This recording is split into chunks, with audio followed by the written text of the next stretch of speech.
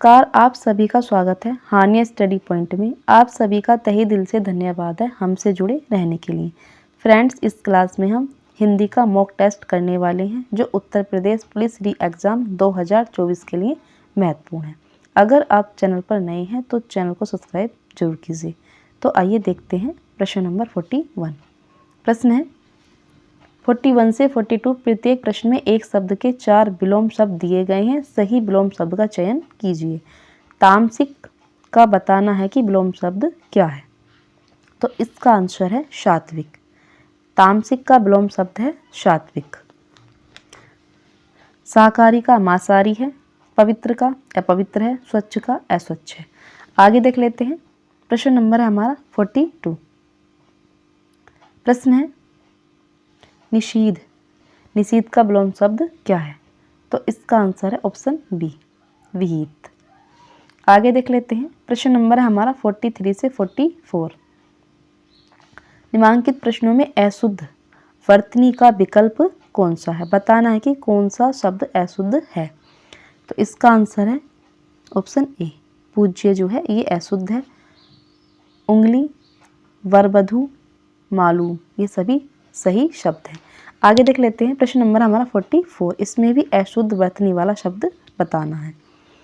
तो इसका आंसर है ऑप्शन बी, श्रेष्ठा। पैतृक, दृश्य, प्रकृति ये सभी सही लिखे हुए हैं। आगे देख लेते हैं। प्रश्न नंबर हमारा 45 से 47। एक मिनट। 45 से 47 निम्नलिखित वाक्यांशों के लिए सही शब्द का चयन कीजिए। हास्य रस से परिपूर्ण नाटक, इसके लिए क्या बोलेंगे। हास्य रस के लिए परिपूर्ण नाटक, हास्य रस से परिपूर्ण नाटक। तो इसका आंसर है प्रहसन, ऑप्शन डी सही है। आगे देख लेते हैं। प्रश्न नंबर हमारा 46। बुरे भाव से की गई संधि। बुरे भाव से की गई संधि के लिए क्या बोलेंगे, दुर्भी संधि, ऑप्शन ए सही है। आगे देख लेते हैं। प्रश्न नंबर है हमारा 47। प्रश्न है जहां धरती आकाश मिलते हुए प्रतीत हो, उसके लिए क्या बोलेंगे। तो इसका आंसर है ऑप्शन बी, क्षितिज। आगे देख लेते हैं। प्रश्न नंबर है हमारा 48 से 49। निम्नलिखित प्रश्नों में 4 विकल्प दिए गए हैं। इनमें से तत्सम शब्द है, आपको तत्सम शब्द का चयन करना है। बताना है कि कौन सा शब्द तत्सम है। दूना, दुगना, दुगुना, द्विगुण। बताना है कि कौन सा शब्द तत्सम है।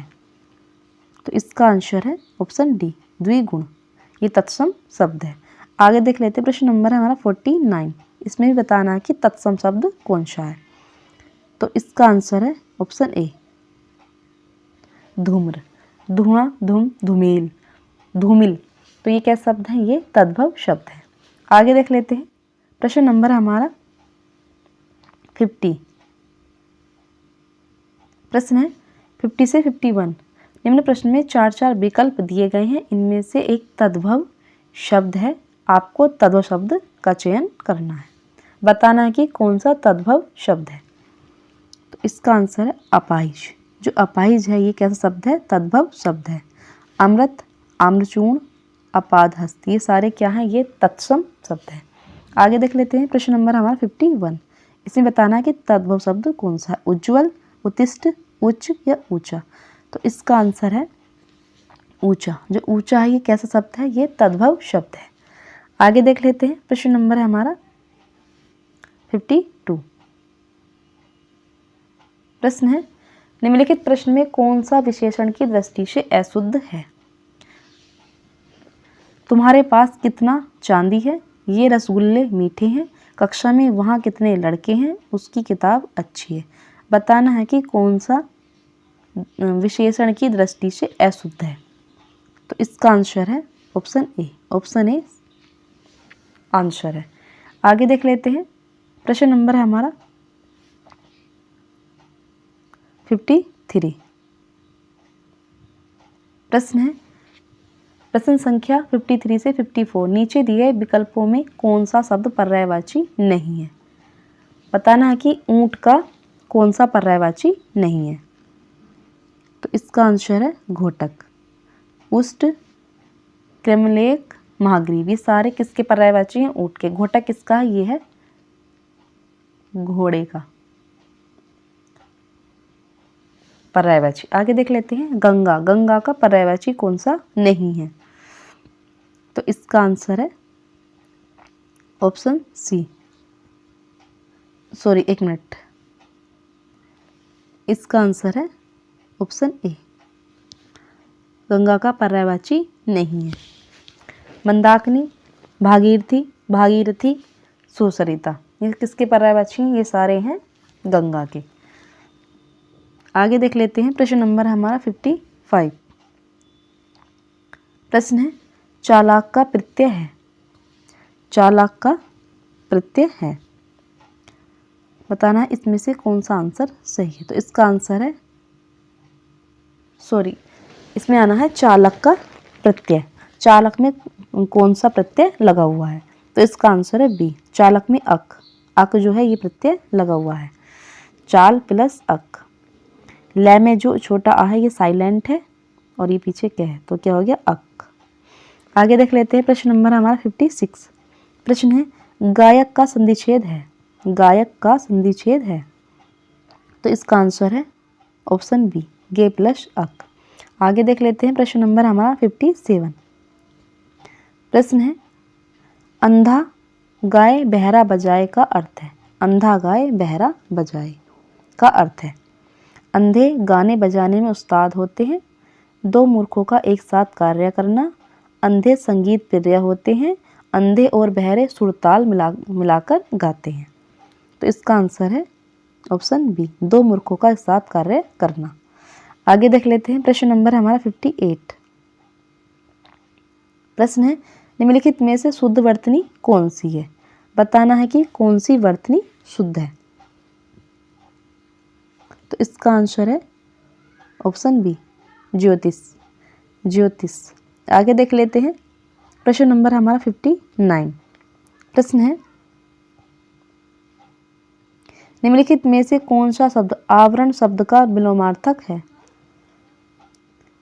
तो इसका आंसर है अनावरण। अनावरण, आवरण शब्द का विलोमार्थक है अनावरण। आगे देख लेते हैं प्रश्न नंबर है हमारा 60।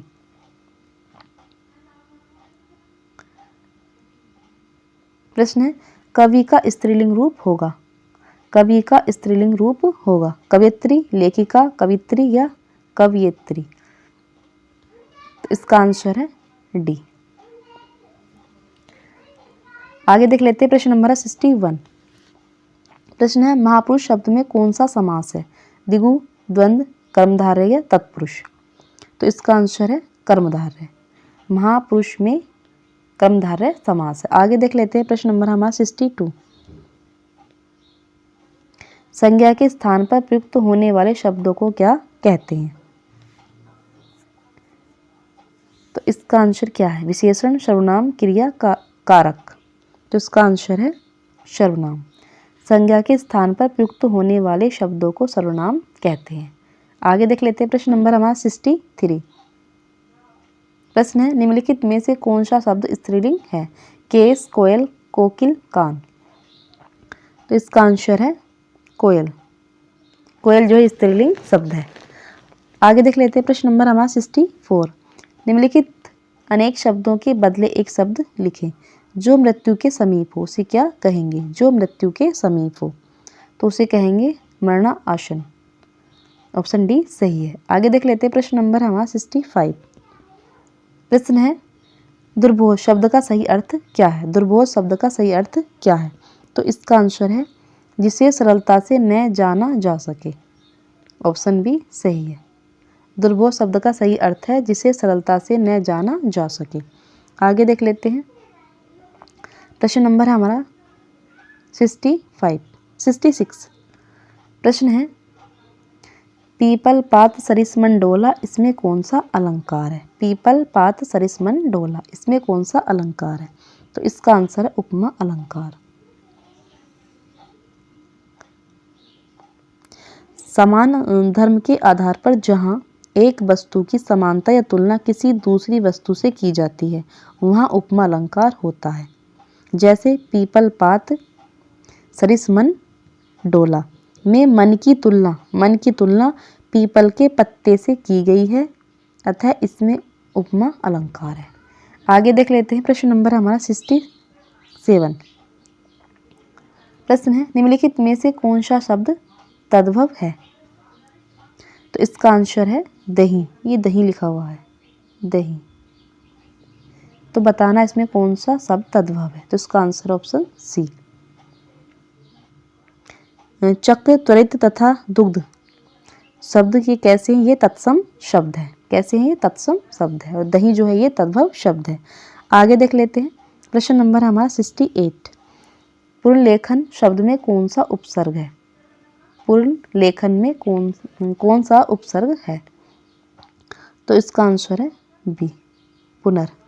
उपसर्ग जो कहाँ लगता है? शब्द के आगे लगता है। तो इसका आंसर है बी। प्रश्न नंबर हमारा 69। प्रश्न है मिलनसार शब्द में कौन सा प्रत्यय है? मिलनसार शब्द में कौन सा प्रत्यय है? तो इसका आंसर है सार, डी। मिलन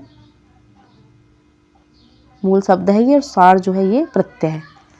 आगे देख लेते हैं प्रश्न नंबर है हमारा 70। निम्नलिखित में से कौन सा शब्द ठाकुर शब्द का अनेकार्थक नहीं है? ठाकुर शब्द का अनेकार्थक नहीं है। देवता, मालिक, क्षत्रिय, रूप। तो इसका आंसर है रूप। आगे देख लेते हैं प्रश्न नंबर हमारा 71। प्रश्न है संस्कृत भाषा के पहले कौन सी भाषा थी? पाली, मगधी, प्राकृत या हिंदी? तो पहले कौन सी थी? पहले थी प्राकृत।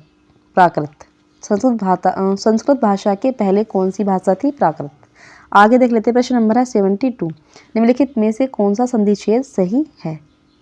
तो इसका आंसर है महींद्र, ये भी राइट है।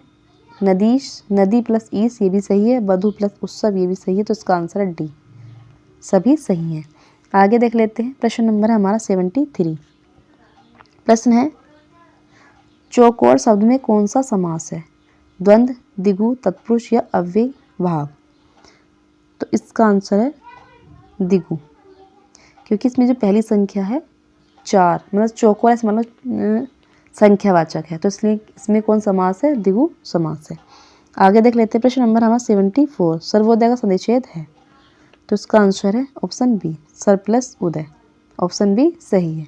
आगे देख लेते हैं प्रश्न नंबर हमारा 75।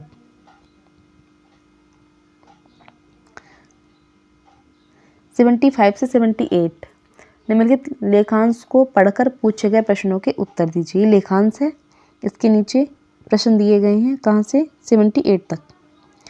78 तक प्रश्न है। उन प्रश्नों का जो आंसर है वो इस पैराग्राफ में ही मिल जाएगा। हम देख लेते हैं कि इसका आंसर क्या होगा।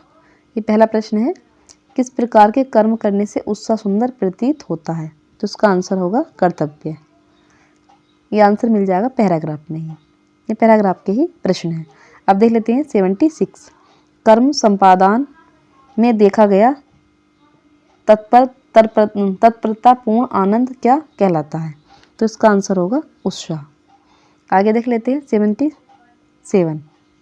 प्रश्न है किसी मित्र से मिलने के लिए दौड़ पड़ना कहलाता है?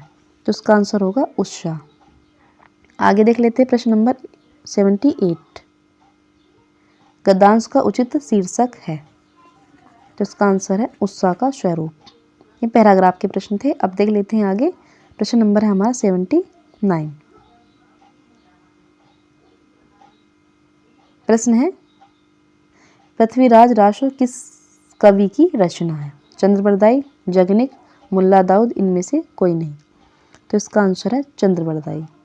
पृथ्वीराज रासो जो रचना है किसकी है? चंद्रबरदाई की। आगे देख लेते हैं प्रश्न नंबर है हमारा 80। प्रश्न है हिंदी साहित्य में छंद शास्त्र की दृष्टि से पहली कृति कौन है? तो इसका आंसर है छंदमाला। ऑप्शन ए सही है। बस फ्रेंड्स, ये थे हमारे 40 प्रश्न। आपने कितने प्रश्नों को सही किया है कमेंट्स बॉक्स में ज़रूर बताएं। अगर आप चैनल पर नए हैं तो चैनल को सब्सक्राइब जरूर कीजिए। धन्यवाद।